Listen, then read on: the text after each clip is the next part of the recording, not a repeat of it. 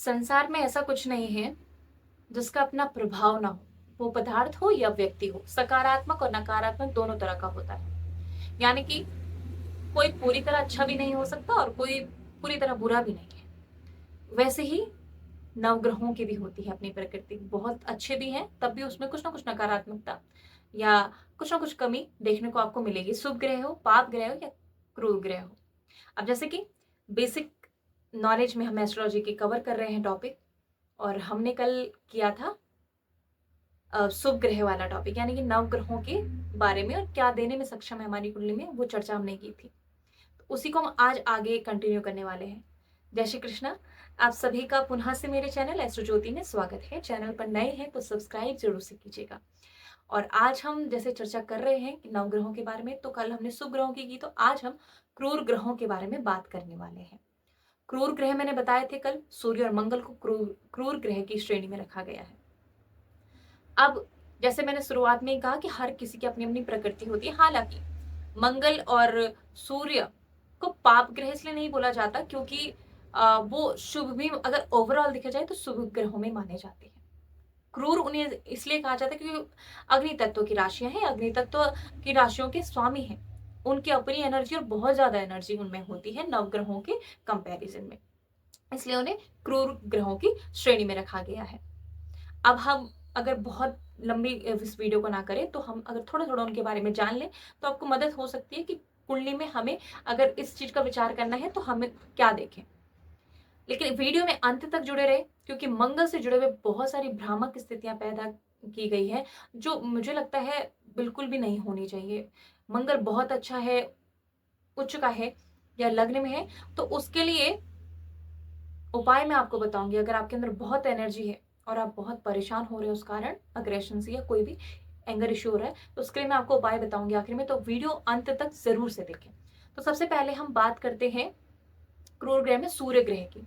अब कुंडली में अगर हमें सूर्य ग्रह से क्या क्या विचार करना चाहिए, अगर कुंडली में हमें मान सम्मान देखना है तो सूर्य से विचार किया जाएगा। स्वाभिमान देखना है, कैसा है जातक, स्वाभिमानी है कैसा है, तो उससे सूर्य का विचार। आत्मा का कारक सूर्य को कहा जाता है, तो आत्मा का विचार भी सूर्य से किया जाएगा। पिता का विचार सूर्य से किया जाएगा। सोना तांबा ये सब का विचार सूर्य से किया जाता है। राजस भोग जितने भी होते हैं ना, उनका विचार सूर्य से किया जाता है।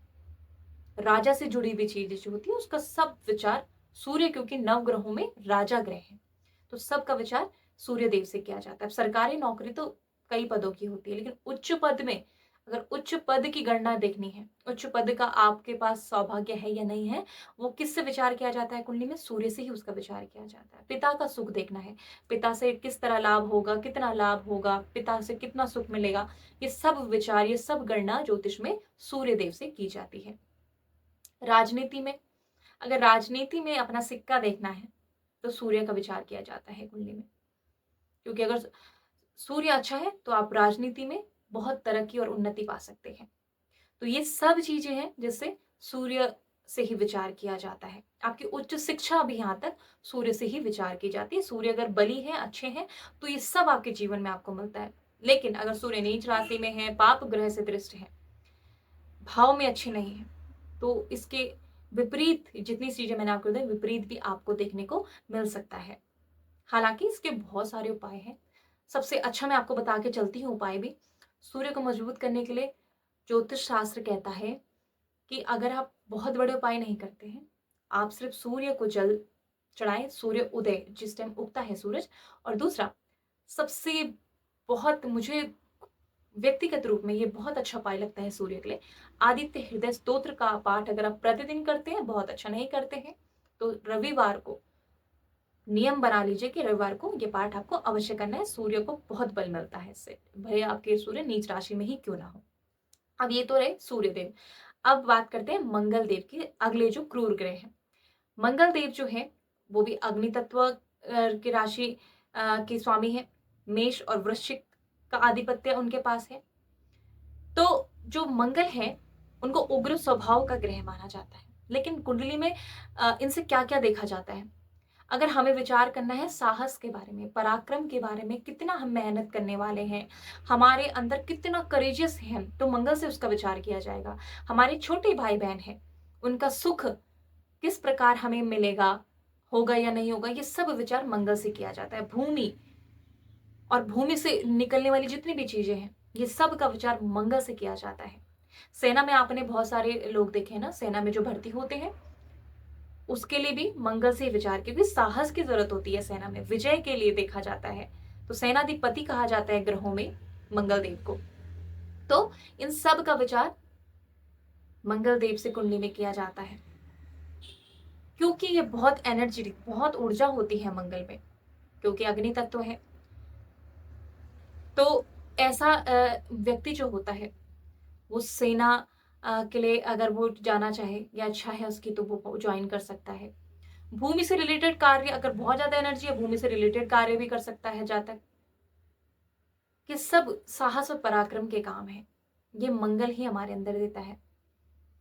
अब बहुत सारे लोगों में भ्रांति है कि मंगल अग्रेशन देते हैं अगर उच्च के हैं या पहले लग्न लग्न में बैठ जाते हैं। वो मांगलिक वाली बातें हम नहीं करेंगे, ये उच्च मांगलिक हो जाता है, वो हम अगली वीडियो में बात करेंगे। लेकिन पहले लग्न में भी हैं या उच्च के भी हैं, तो ऐसा इंसान क्या होता है ना, आपने देखा होगा कि जिनके भी मंगल लग्न में या उच्च के होते हैं, उस इंसान में बहुत ज़्यादा ऊर्जा होती है। आप उसे कितने भी काम करा लो दिन भर, वो थकेगा नहीं आसानी से, क्योंकि उसके अंदर ऊर्जा ही इतनी है। अब बहुत सारे लोग जो नहीं करते हैं अपना ऊर्जा का यूज़, जो काम नहीं करते हैं, कोई भी शारीरिक काम नहीं करते हैं, तो उनके लिए क्या उपाय है? अब आप बहुत सारे ज्योतिषियों से मिलोगे, उन्होंने बोला कि ठीक है, आपके साथ एंगर इश्यू है, आपको अग्रेशन है, तो आप ऐसा कीजिए, आप ये अंगूठी पहन लीजिए, मूंगा पहन लीजिए।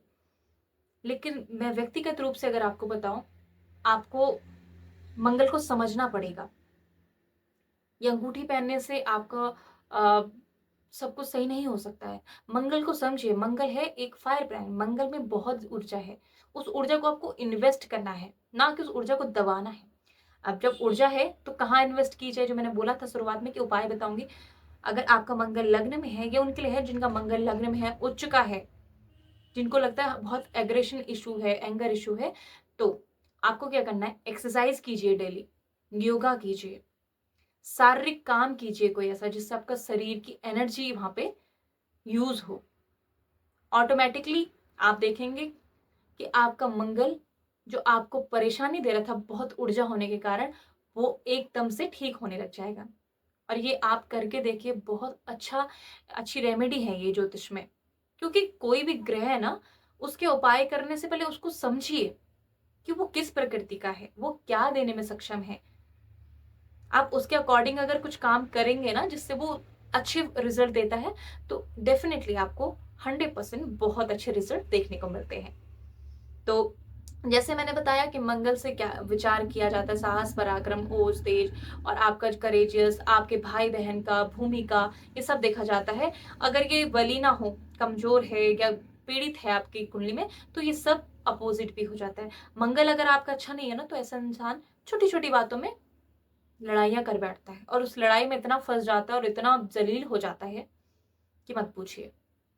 तो अगर मंगल अच्छा नहीं है, तो ये स्थिति बिल्कुल अच्छा है, तो ऐसा इंसान बहुत साहसी होगा, छोटी-छोटी बातों में नहीं, पर बहुत बड़े मुद्दे और महत्वपूर्ण मुद्दों पे बोलेगा, और उसका साहस सामने वाला देखेगा भी। तो ये थे क्रूर ग्रहों के बारे में कि क्या देने में सक्षम है और उनकी कैसी प्रवृत्ति है, क्या हमें वो कुंडली में देने में सक्षम है। तो ये थे क्रूर ग्रह। हम बात करेंगे अगली वीडियो में पापी ग्रहों के बारे में। और इस वीडियो को भी बहुत प्यार दीजिएगा, और अगली वीडियो को तो आप इंतजार कीजिए, बहुत रोचक होने वाली है, क्योंकि पापी ग्रहों के बारे में अब मैं आपको कुछ ऐसे फैक्ट बताने वाली हूँ जो शायद आपको किसी ने ना बताए हो। तो मैं मिलती हूँ आपको अगली वीडियो में, और आप सभी अपने कर्म अच्छे रखिए और अपने आप पर भरोसा रखिए, मेहनत कीजिए। साढ़े साथी महादशा ये सब आपको सिखा कर जाती है, ना कि आपको हरा कर। तो अपना ध्यान रखिए। जय श्री कृष्ण।